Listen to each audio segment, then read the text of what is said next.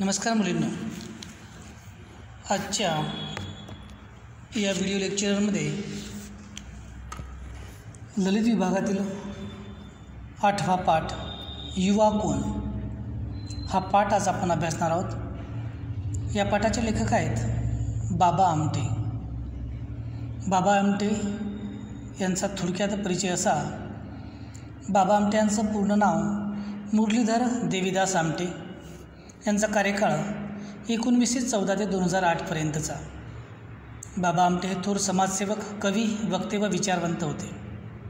विविध शैक्षणिक व सामाजिक संस्थांचे संस्थापक, कुष्ठरोगी, आदिवासी, नवी पिढी यांच्या संदर्भात अत्यंत मोलांचे कार्य बाबा आमटे यांनी केलेले आहे। कुष्ठरोग्यांच्या सेवेसाठी वरोरा येथे आनंदवन या संस्थेची स्थापना, हेमलकसा येथे लोकबिरादरी प्रकल्पाची निर्मिती, याशिवाय वन्यजीवन संरक्षण, नर्मदा बचाव आंदोलन यासारख्या सामाजिक चळवळींमध्येही त्यांचा सक्रिय सहभाग होता। गांधी विचारांचा प्रभाव त्यांच्यावर पडलेला होता। ज्वाला आणि फुले हा काव्यसंग्रह, माती जागविल त्याला मत, उज्ज्वल उद्यासाठी ही त्यांची प्रकाशित पुस्तके आहेत। इंग्रजी, हिंदी, संस्कृत व मराठी भाषेवर त्यांचे कमालीचे प्रभुत्व होते। वक्तृत्व आणि लिखाणात त्या भाषांमधील शब्दवैभवाचा समर्पक वापर त्यांनी केलेला आहे। भारत सरकारच्या पद्मश्री आणि पद्मविभूषण पुरस्कारांसह आंतरराष्ट्रीय ख्यातीचा रॅमन मॅगसेसे पुरस्कार व राईट लाईव्हलीहूड अवॉर्ड हे सुद्धा त्यांना प्राप्त आहेत। याशिवाय मानवतावादी व पर्यावरणविषयक कार्यांसाठी अनेक पुरस्कार त्यांना बहाल करण्यात आलेले आहे। प्रस्तुत पाठ युवा कोण या पाठात लेखकाने तरुण पिढीला त्यांच्या बलस्थानाचा परिचय करून दिलेला असून उदंड उत्साह, सकारात्मक चिंतन आणि विधायक कार्य या तत्वत्रयींच्या माध्यमातूनच आजची युवा पिढी उज्ज्वल उद्याची निर्मिती करू शकते असा आशावाद प्रस्तुत पाठातून बाबा आमटे यांनी व्यक्त केला आहे। चला तर समजून घेऊया मग पाठ युवा कोण। बाबा आमटे म्हणतात, youth is he who carries young head on young shoulders. युवा खांद्यावर जो आपली तरुणाई घेऊन उफाळते तारुणी घेऊन पुढे झेपावत राहतो तो तरुण। त्याच्या तरुणाईला कळाचे बंधन नसते।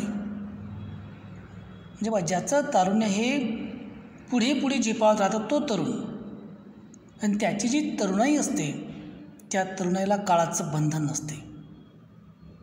When he comes across misery, pain, insecurity and frustration, the young rushes to test his ability against the difficult touchstone of life. युवा कोण असतो? युवा तो असतो जो संकटाशी, जो अडीअडचणीशी, समस्यांशी सतत लढायला, झुंज घ्यायला सिद्ध असतो। युवा कोण असतो? युवक तो की जो आपल्या खांद्यावर नवी क्षितिजे पेलण्याचे सामर्थ्य ज्याच्या अंगी असते तो युवा। मग हे कसे होईल? अशा प्रकारचे युवा कसे होईल हा प्रश्न लेखकाला पडतो। या प्रश्नाला त्याने सुळावर चढवलेले असते। वैफल्य त्याला ग्रासू शकत नाही। तरुणाईला, युवाला वैफल्य ग्रासू शकत नाही। Youth is he who crucifies the question how in life. Crucifies the sacrifice म्हणजे ज्याच्या डोळ्यातून साहस उसळत असते, जो काहीतरी जनजागृती करू पाहतो तो युवा। Adventure is chronic in his eyes. The moment you come across the youth, you see habitual and adventures beaming of his eyes. युवा कोण असतो, तरुण कसा असतो? त्या तरुणाच्या डोळ्यातून आसू टपकत नसतात, तर टपकत असते ते फक्त उसळते, सळसळते साहस. आणि जेव्हा आसू त्या डोळ्यातून टपकतात, जेव्हा त्या तरुणाच्या, त्या युवाच्या डोळ्यातून आसू टपकतात, तेव्हा त्या आसवामध्ये तो प्रेरणा, विश्वास, समाधान आणि कृती यांची इंद्रधनुष्य निरखत असतो तो युवा. म्हणजे कधीकाही त्या साहसी वृत्तीतून त्याच्या डोळ्यातून आसू तर टपकतच नसतात, टपकतात ते फक्त साहस. आणि जेव्हा केव्हा युवा तरुण पिढीच्या डोळ्यातून आसू टपकतात, तेव्हा त्या आशूतून, त्या आसवातून तो प्रेरणा, विश्वास, समाधान ह्या कृती त्याला दिसतात.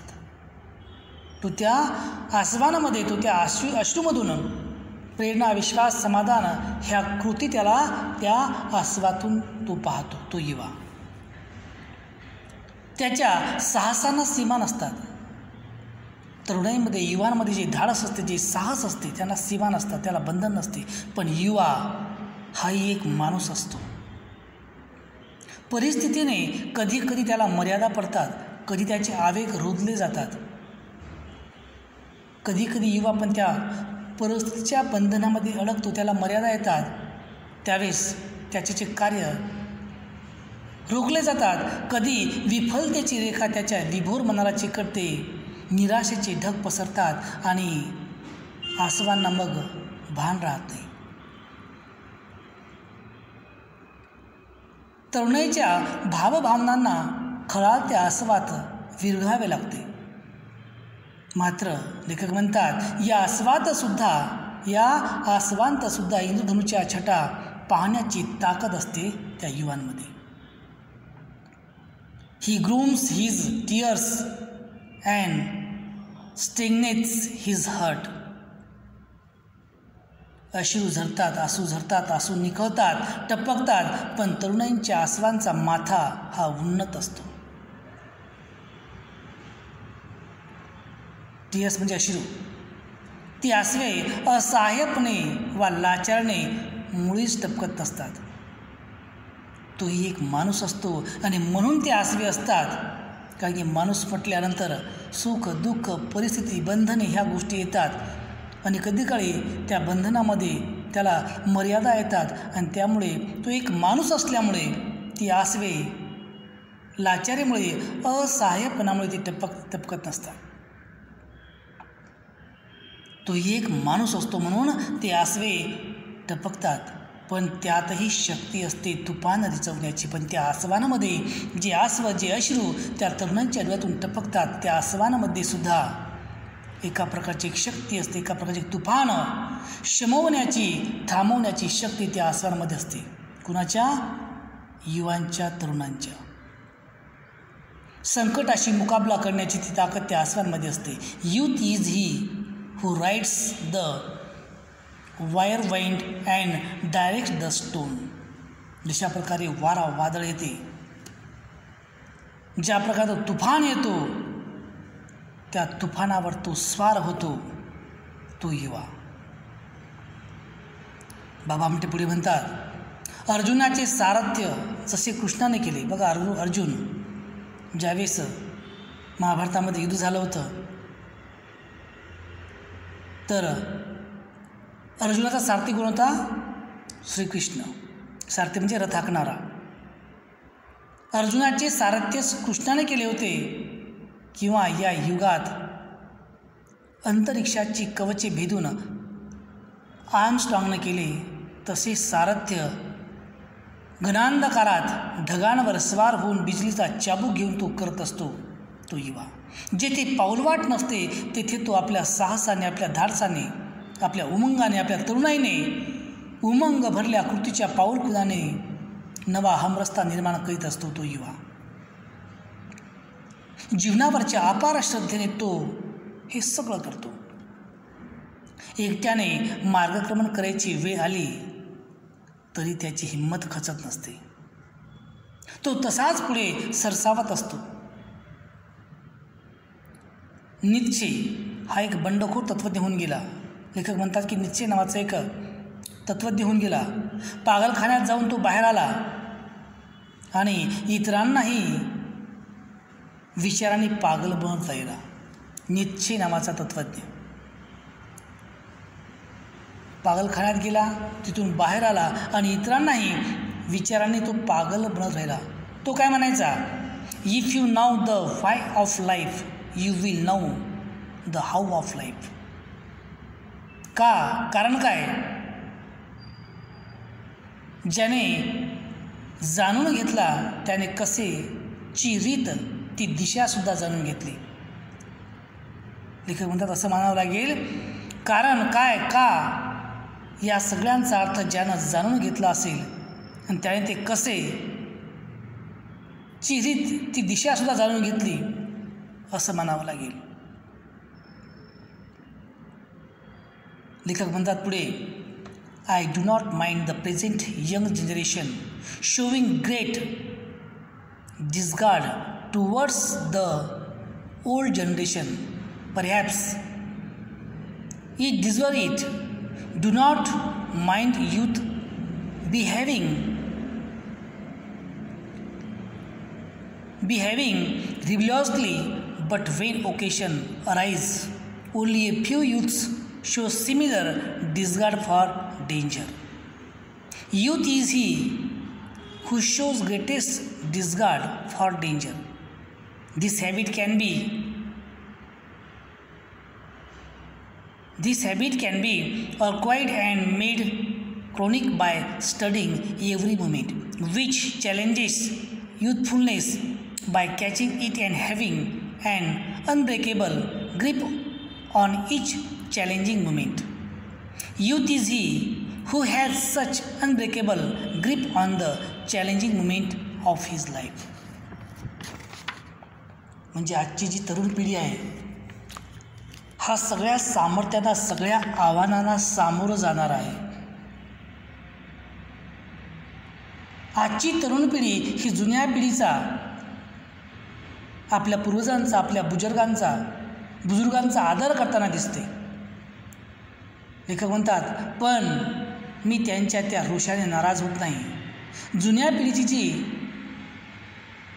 कर्तुकी ही कदाचित तशी असेल, तरुणाईला बंडखोरी करायची असेल तर त्यालाही माझी नाराजी नाही, उलट प्रयोजनासाठी बंडखोरी करा असं मी म्हणेन. लेखक म्हणतात की ठीक आहे, एखाद्या वेळेस आपल्या बुजुर्गांनी त्यांचे काही कर्तृत्व हे कदाचित त्या युवा पिढीला करायला भाग पाडत असेल आणि त्यामुळे ती युवा पिढी नाराज असेल, तरुणाला बंडखोरी करायची असेल तर तसं करायला माझी नाराजी नाही. बंडखोरी करा, पण कशासाठी करा? प्रयोजनासाठी करा. संकटाशी सामना देताना क्वचितच कुणी युवा बंडखोरीचा आविष्कार करताना दिसतो. पण कधीकधी संकटाशी सामना करायचा आणि संकटाशी सामना करत असताना संकटाशी सामना करायचा आहे तर संकटाशी सामना करताना, संकटाशी सामना देताना त्यांच्या ह्या विमनस्तेने मी शर्मिंदा होतो. संकटाला तुच्छ लेखूनच त्याचा मुकाबला करायचा. संकटाला तुच्छ लेखूनच त्याचा मुकाबला करायचा असतो जेव्हा आव्हान देणाऱ्या क्षणांची प्रतीक्षा करताना नेमका बिंदू टिपण्याच्या तयारीत तो असतो. त्या क्षणावर तो काबू मिळवतो, स्वार होतो, झेपावतो. तेव्हाच या वृत्तीची निपज होत असते.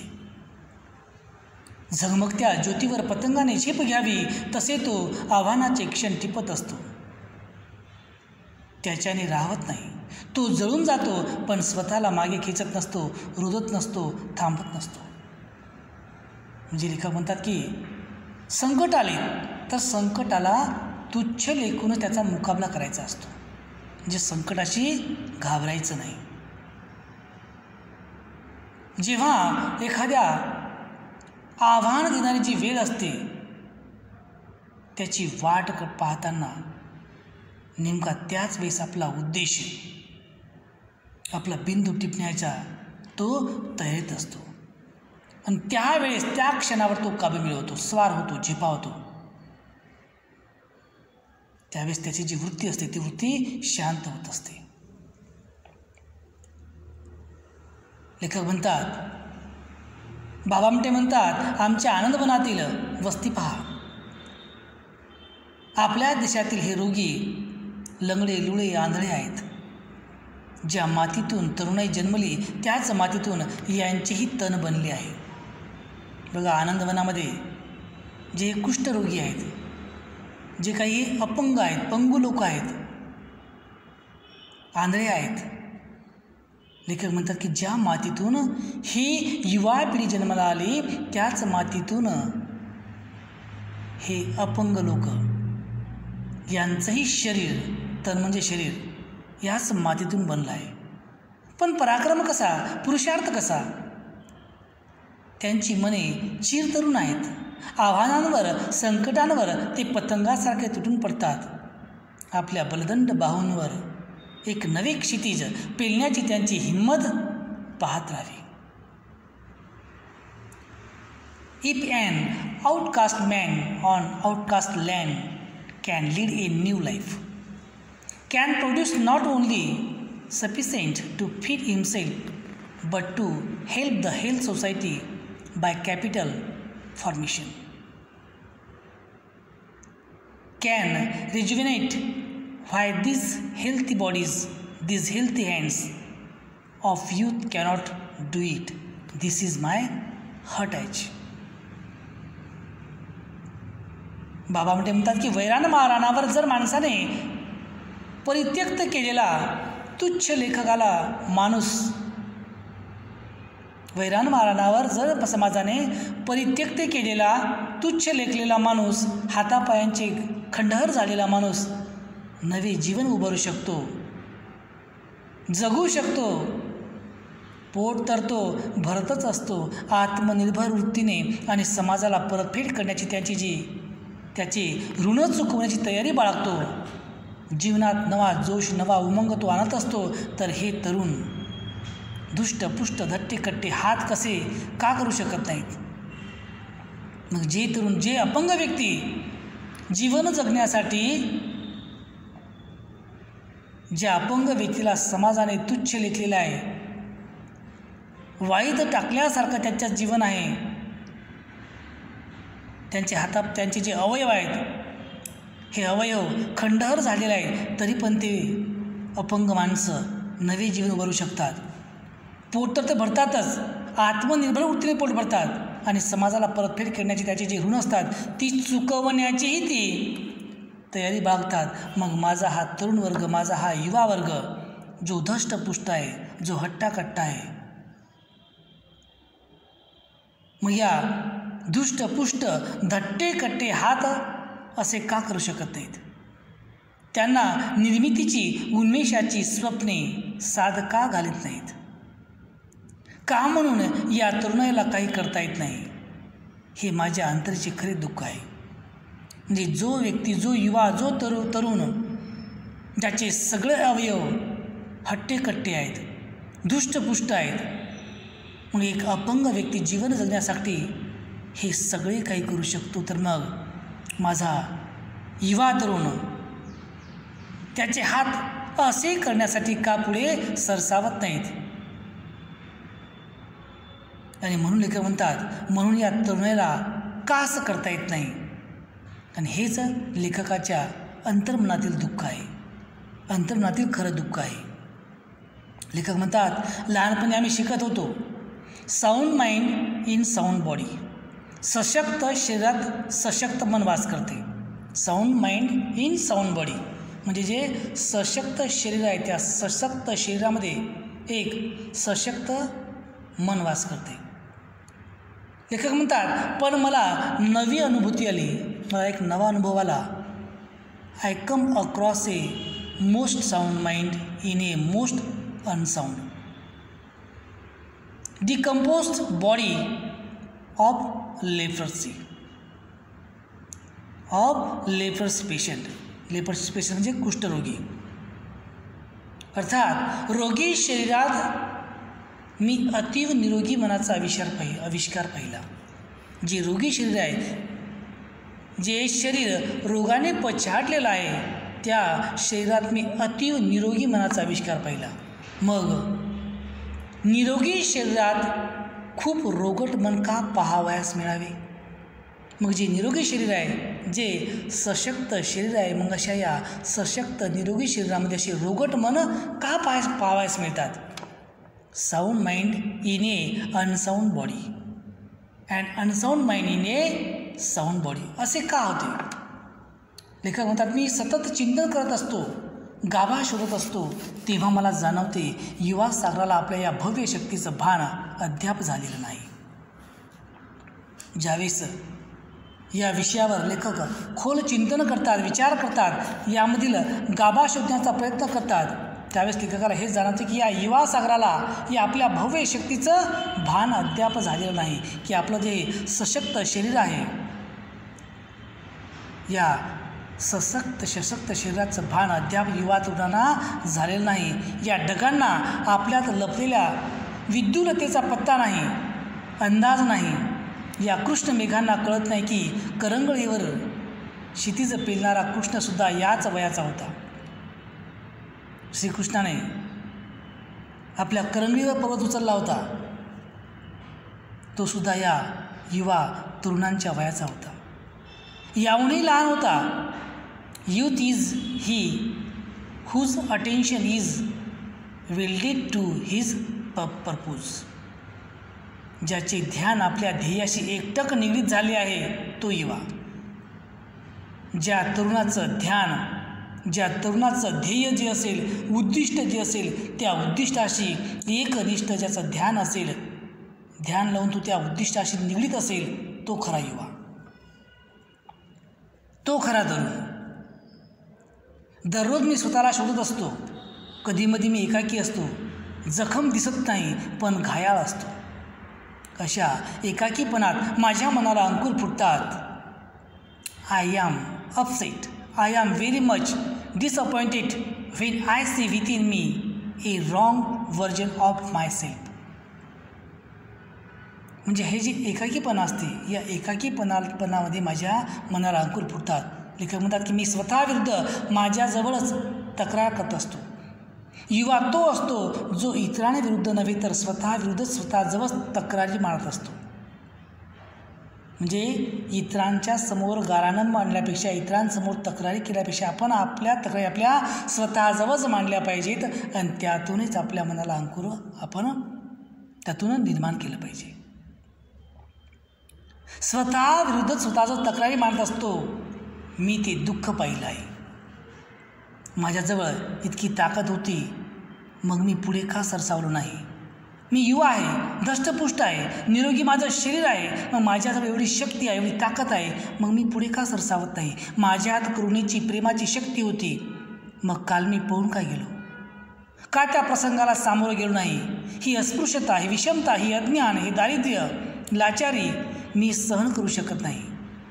मग जीवनाच्या रणांगणाकडे जाताना माझी पावले का अशी रेंगाळतात? कृतीच्या क्षणी मी का माघारी वळतो?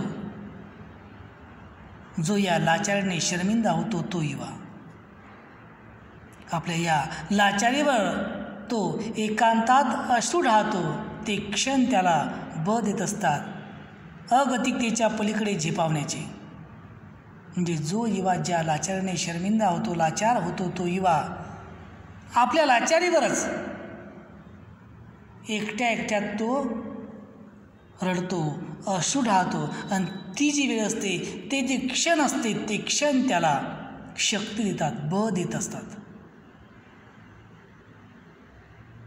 व्हाय should be enjoy and indulged in the black dome of the night. There is always a ray of hope. The darkest hour is just before the dawn.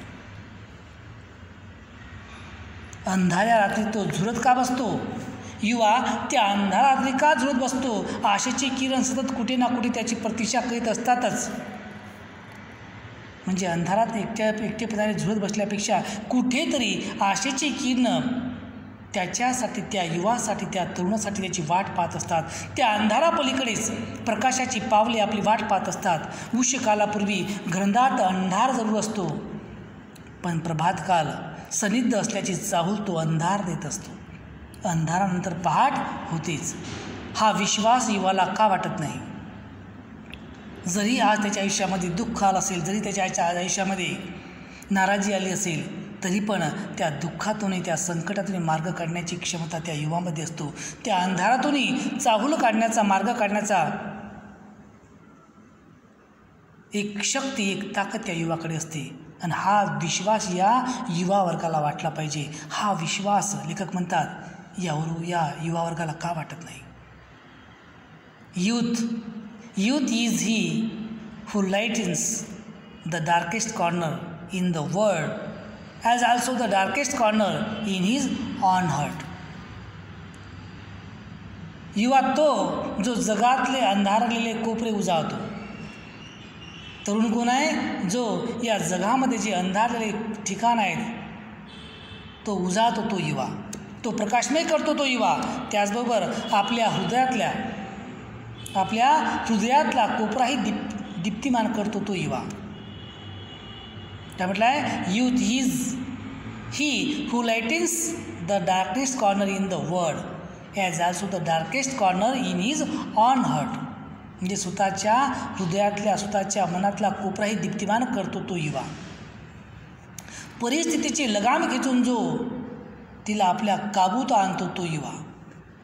साहसालाही एक अट असते. लक्ष्मण रेषा आखण्याची साहस, त्याला एक अट असते, ती म्हणजे लक्ष्मण रेषा आखण्याची. तरुणाईने आपल्या जीवनात ही लक्ष्मण रेषा आखून घेतली नाही, म्हणून ही शक्ती विध्वंसनात, उलथापालथीत कामी येत आहे. They had not channelise their youthful energy. आपल्या तरुणाईला, आपल्या युवा शक्तीला त्यांनी योग्य रस्त्यावर हाकारले नाही. कधी छोट्या प्रकल्पात, कार्यक्रमात इवल्याशा क्रांतीत ती उधळून टाकतो. पण चहाच्या किटलीतल्या वाफेने जनतेने रथ चालत नसतात. क्रांतीचे एक तंत्र असते. तुम्ही कम्युनिस्ट असा, गांधीवादी असा किंवा भांडवलवादी असा, पुढे जाण्याचे, प्रगतीचे प्रत्येक तंत्र एक असते. काल तुम्ही तिथे तुफान पाहिले, वावटळ पाहिली. काही क्षणांसाठी ती वावटळ येऊन जाते, पूर्वेकडला पाऊस घेऊन येते, मोठे सुंदर दृश्य दिसते.